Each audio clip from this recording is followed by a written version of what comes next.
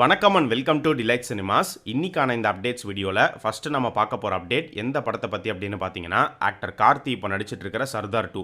So இந்த சர்தார் 2 படத்துக்கான shooting வந்து நேற்று சென்னையில் மறுபடியும் ரெஸ்யூம் பண்ணியிருக்காங்க. கார்த்தி வந்து இப்போ நடிச்சிட்டு இருக்காரு. ஸோ இந்த சர்தார் 2 இந்த வருஷத்துக்குள்ளே ரிலீஸ் ஆகிடும். ஹாலிடே ஃபெஸ்டிவல் ரிலீஸ் தான் மூவி டீம் பிளான் பண்ணுறதா ஒரு நியூஸ் கிடச்சிருக்கு. அண்ட் இந்த சர்தார் 2 படத்துக்கான ப்ரொமோ வீடியோ வந்து பார்த்தீங்கன்னா, ஆரம்பத்தில் இவங்க ஷூட் ஸ்டார்ட் பண்ணும்போதே ஃபஸ்ட்டு ப்ரொமோ ஷூட்லாம் கம்ப்ளீட் பண்ணி முடிச்சிட்டாங்க. அந்த ப்ரொமோ வீடியோக்கான சென்சார் ப்ராசஸும் முடிஞ்சு ரெடியாக தான் இருக்குது. பட் இப்போ வரைக்குமே வந்து அவங்க ரிலீஸ் பண்ணலை. Maybe April 14th Tamil new இயரை முன்னிட்டு கூட அவங்க ஸ்பெஷலாக ரிலீஸ் பண்ணலாம் அப்படின்னு ஒரு பிளான் வச்சிருக்கலாம். அப்படி இல்லைனா மே 25 கார்த்தியோடைய பிறந்தநாள் வருது. அன்னைக்கு கூட சர்தார் ப்ரொமோ வீடியோ ரிலீஸ் ஆகிறதுக்கு நிறைய வாய்ப்புகள் இருக்குது. கார்த்தியோடைய அடுத்த ரிலீஸ் பார்த்தீங்கன்னா வாவாத்தியார் படம் தான். ஸோ வாவாத்தியார் வந்து இந்த வருஷம் ஜனவரி இல்லைனா பிப்ரவரிக்குள்ளே வந்துருங்கிற மாதிரி தான் போன வருஷம் நியூஸ் வந்துட்டு இருந்துச்சு. ஆனால் இப்போ பார்த்தீங்கன்னா வாவாத்தியார் எப்போ ரிலீஸ் ஆக போகுது அப்படிங்கிறது சுத்தமாக தெரியல. அந்த படத்தை பற்றி எந்த ஒரு பேச்சு மூச்சும் இல்லை. பட் எனக்கு தெரிஞ்சு சம்மரில் கண்டிப்பாக இந்த படம் வந்துடும் அப்படின்னு தான் தோணுது. அண்ட் இந்த வருஷத்தோடைய செகண்ட் ஹாஃபில் சர்தார் 2 கொண்டு வந்துருவாங்க. சர்தார் 2 முடிச்சுட்டு அடுத்து கார்த்தி நடிக்க போகிற படம் வந்து கார்த்தி 29 அப்படின்னு சொல்லப்படுது. ஸோ டானாகாரன் படத்தை எடுத்த டைரக்டர் தமிழ் அவருடைய இயக்கத்தில் கார்த்தி ஒரு படம் பண்ணுறாரு. முன்னாடியே அஃபிஷியலாகவே அனௌன்ஸ்மெண்ட் பண்ணியிருந்தாங்க. ஸோ அந்த படம் வந்து ஒரு பீரியட் கேங்ஸ்டர் ட்ராமாவாக வந்து உருவாக போது. ராமேஸ்வரத்தை பேஸ் பண்ண ஒரு கதைக்களமாக இருக்க போது. 2 பார்ட்டாக எடுத்து ரிலீஸ் பண்ணணும் அப்படிங்கிற ஒரு பிளானில் இருக்காங்க. ஸோ நிறைய ஆர்டிஸ்ட்டும் நடிக்க போகிறாங்க. அந்த வகையில் அந்த ப்ராஜெக்டை பற்றி இப்போ லேட்டஸ்ட்டாக கிடச்சிருக்கிற ஒரு அப்டேட் என்ன அப்படின்னு பார்த்தீங்கன்னா, அந்த படத்தில் ஒரு முக்கியமான ஒரு கேரக்டருக்கு ஆக்டர் வடிவேல் அவர் நடித்தா நல்லா இருக்கும் அப்படின்னு சொல்லி அவர்கிட்ட டாக்ஸ் போயிட்டு இருக்கிறதா சொல்லப்படுது.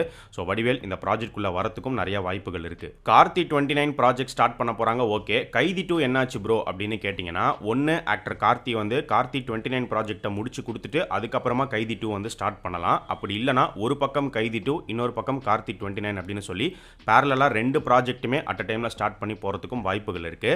ஸோ லோகேஷ் வந்து ஃபஸ்ட்டு கூலி படத்தை எடுத்து முடிச்சு அந்த படம் ரிலீஸ் ஆனதுக்கு அப்புறமா தான் கைதி 2 உடனே ஆரம்பிக்க போகிறாங்களா, எவ்வளோ நாள் டைம் எடுக்கும் அப்படிங்கிறது தெரிய வரும்.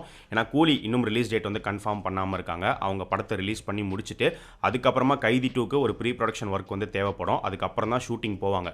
ஸோ அதுக்குள்ளேயே கார்த்தி 29 ஸ்டார்ட் பண்ணி முடிச்சிருவாங்க அப்படின்னா அப்போ அதுக்கப்புறம் தான் கைதி 2 ஆரம்பிக்கிற மாதிரி இருக்கும். ஆக்ட்ரஸ் ரஜிஷா விஜயன் எடுத்துக்கிட்டோம் அப்படின்னா, ஏற்கனவே அவங்க கார்த்தி கூட சர்தார் படத்தில் நடிச்சிருந்தாங்க. இப்போ சர்தார் 2லையும் அவங்க இருக்காங்க. சர்தார் படத்தில் அவங்க இறந்து போயிடுவாங்க. அப்படி இருக்கும்போது எப்படி சர்தார் 2ல அவங்க வராங்க அப்படின்னு கேட்டிங்கன்னா, மேபி பாஸ்ட் போர்ஷன்ஸ் ஒரு சில விஷயங்களை இந்த படத்திலும் காட்டுற மாதிரி இருக்கலாம். அந்த ஃப்ளாஷ்பேக் பாஸ்ட் போர்ஷன்ஸில் அவங்க வர மாதிரி தான் இருக்கும்னு நினைக்கிறேன்.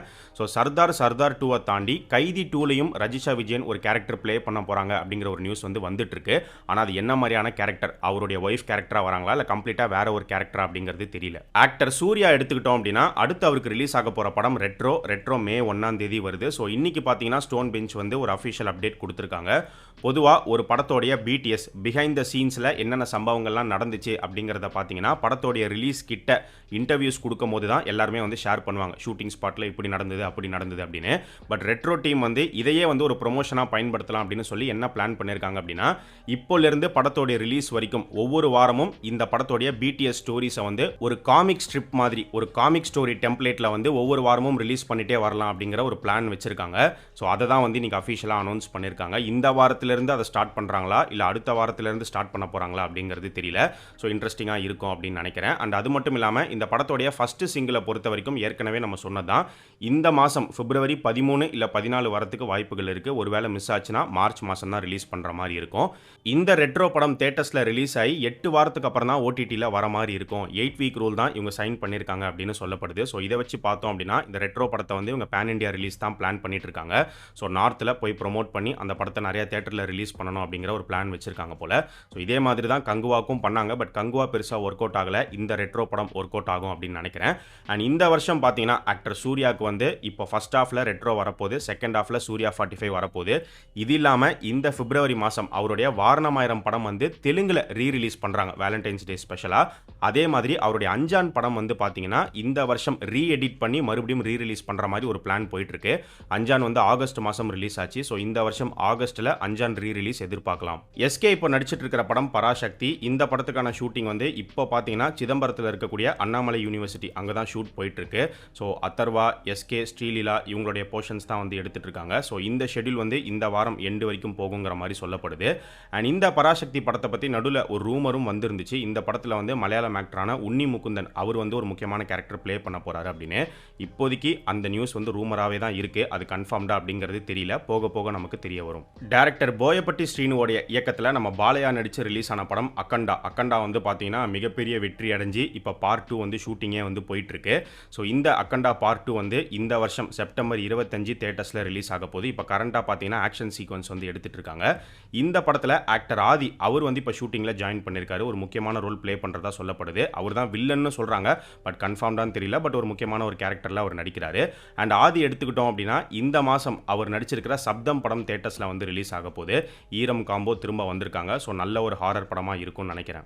ஏகேவுடைய விடாமுயற்சி, குட் பேட் அக்லி படங்களை தாண்டி அடுத்து AK64 ப்ராஜெக்ட்டை பற்றி இப்போ வந்திருக்கிற நியூஸ் என்ன அப்படின்னு பார்த்தீங்கன்னா, ஏற்கனவே இதை பற்றி நம்ம சொல்லியிருக்கோம். ஃபர்ஸ்ட் வந்து சிவா தான் டைரக்ட் பண்ண போறாருங்கிற நியூஸ் வந்துச்சு.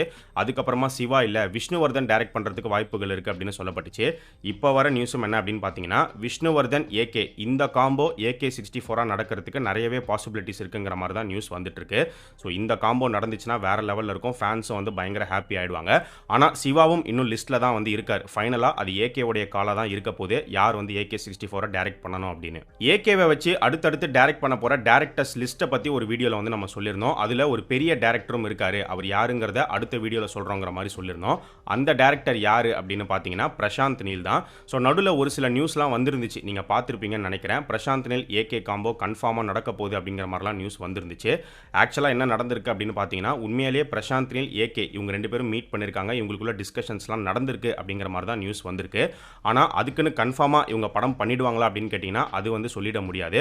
மேபி ஃபியூச்சரில் இந்த காம்போ நடந்தாலும் நடக்கலாம். ஆனால் அது வந்து ரெண்டு பேருடைய கமிட்மெண்ட்ஸை பொறுத்து தான் வந்து மாறும். ஏன்னா AK வந்து இப்போ கம்ப்ளீட்டாக பார்த்தீங்கன்னா ரேஸில் தான் வந்து கான்சன்ட்ரேட் பண்ணிட்டு இருக்காரு.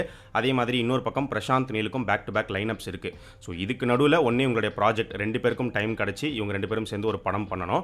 அப்படி இல்லைனா அது நடக்காமலும் வந்து போகலாம். ஆக்டர் ஸ்ருதி ஹாசன் எடுத்துக்கிட்டோம் அப்படின்னா நடுவில் கொஞ்ச நாள் வந்து அவங்க காணாமல் போயிருந்தாங்க. பெருசாக அதிக படங்களை வந்து அவங்க நடிக்கவே கிடையாது. தெலுங்குல ஒரு சில படங்கள் பண்ணிட்டு இருந்தாங்க. பட் இப்போ தமிழில் வந்து அடுத்தடுத்து அவங்கள நிறைய படங்களில் எதிர்பார்க்கலாம் அப்படின்னு நினைக்கிறேன்.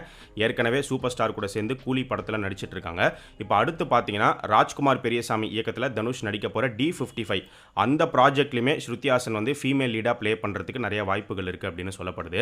ஸோ அந்த ப்ராஜெக்ட்குள்ளே வந்தாங்க அப்படின்னா 3 படத்துக்கு அப்புறமா தனுஷ் கூட சேர்ந்து நடிக்கிற படம் இந்த படமாக வந்து இருக்கும்.